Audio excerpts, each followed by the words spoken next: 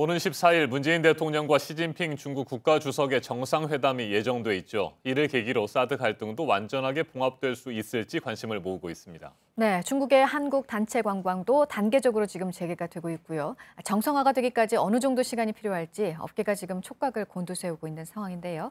취재 기자 얘기를 좀 들어보도록 하겠습니다. 경제산업부의 전다빈 기자가 스튜디오에 나왔습니다. 어서 오세요. 네. 정 기자, 한중 사드 갈등이 일단 해빙기에 들어섰다고 볼 수 있을 것 같습니다. 한국 단체 관광 금지령이 약 262일 만에 해제됐다고 볼 수 있을 것 같은데 중국 단체 관광객 일과가 다시 돌아오고 있죠. 네, 지난 2일에 단체 비자를 받은 중국 관광객들이 한국을 찾았습니다. 32명이라는 적은 규모에도 국내 언론의 관심이 쏟아졌습니다. 한중 해빙 모드가 발동된 뒤 중국인 단체 관광객의 첫 방문이었기 때문입니다.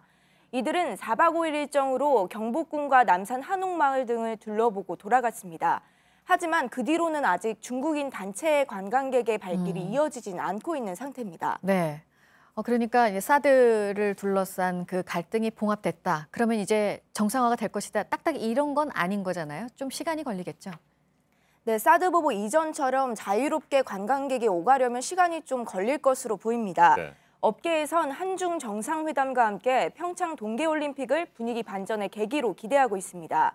하지만 한반도의 안보 외교 환경이 워낙에 불확실하고 또 한중 돌출 악재가 나올 가능성도 배제할 수 없는 상황이라서 업계는 섣부른 낙관보다는 여전히 신중하게 상황을 지켜보고 있는 상태입니다. 네, 그동안 중국의 사드 보복으로 우리 관광업계와 유통업계가 큰 타격을 입었습니다. 그동안에 중국의 관광객 수가 어느 정도나 줄었던 겁니까? 네, 올 들어 9개월간 중국인 관광객은 지난해 대비 329만 명 정도가 줄었습니다.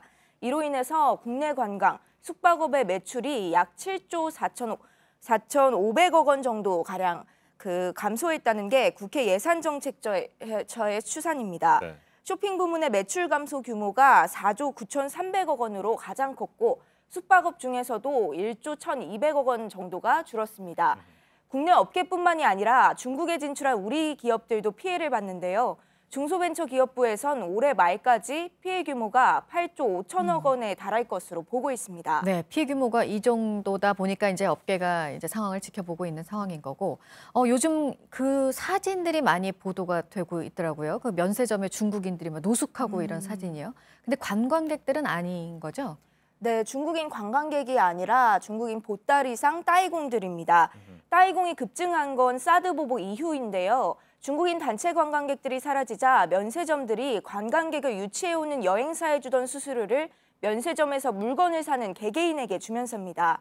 그러자 이들 보따리상들이 면세점에 먼저 들어가려고 텐트와 침낭까지 가져와서 노숙을 하는 등 진풍경이 벌어지고 있습니다. 따이공의 행렬은 어찌 보면 사드 보복이 남긴 후유증인 셈인데요.